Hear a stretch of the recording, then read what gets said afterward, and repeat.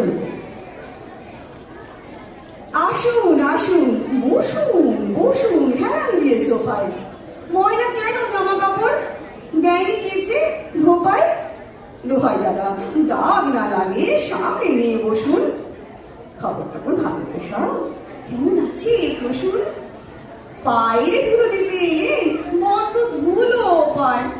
দুঃখ পাবো, ভুলেও পাটা তোলেন যদি সোফায়। ডবল ডেকার বাসে ভিড় ছিল ভারী।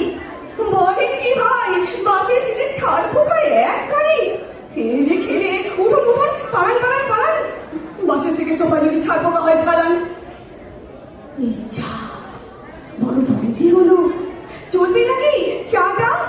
নেহাত যদি যাবেন, নেহাত যদি যাবেন দাদা, আচ্ছা তবে টাটা।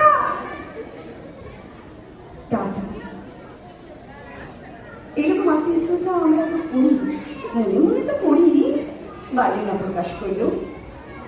এবারে একদম ছোট্ট দিন, এটাই আমার শেষ নিবেদন।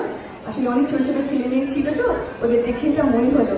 কিন্তু ঠিক এই ছোটদের আমরা বাড়িতে গিয়ে খাবো। আগে নৃত্যানুষ্ঠান দেখবো, তারপরে বাড়িতে গিয়ে খাবো। হ্যাঁ, বাবুর বুদ্ধি, কবি অপূর্ব দত্ত। বাবুর বয়স মাত্র 2 মাস। পড়তে যাবে বার্লিনে।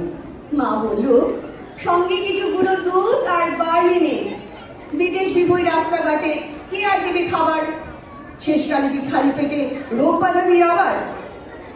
বাবু বলল একটুতে মা তোমরা তো ভাবো না, কি যে বলো, প্লেনের ভেতর খাবার কি আর পাবো না? মা বলল আমরা তো বাঘ, তাই আমরা কি আর ওদের মতো চপ কাটলেট খাই? হাসতে হাসতে বলল বাবু, আমি কি আর পাগল? খোঁজ নিয়েছি, প্লেনের ভেতর আছে 200 ছাগল। প্লেনের ভেতর যাচ্ছে 200 ছাগল। নমস্কার, অসংখ্য ধন্যবাদ। আপনারা আবার পুনরায় উপভোগ করুন নৃত্যার সুন্দর নৃত্যানুষ্ঠান। নিকনের প্রত্যেকে সুন্দর অনুষ্ঠান করছে।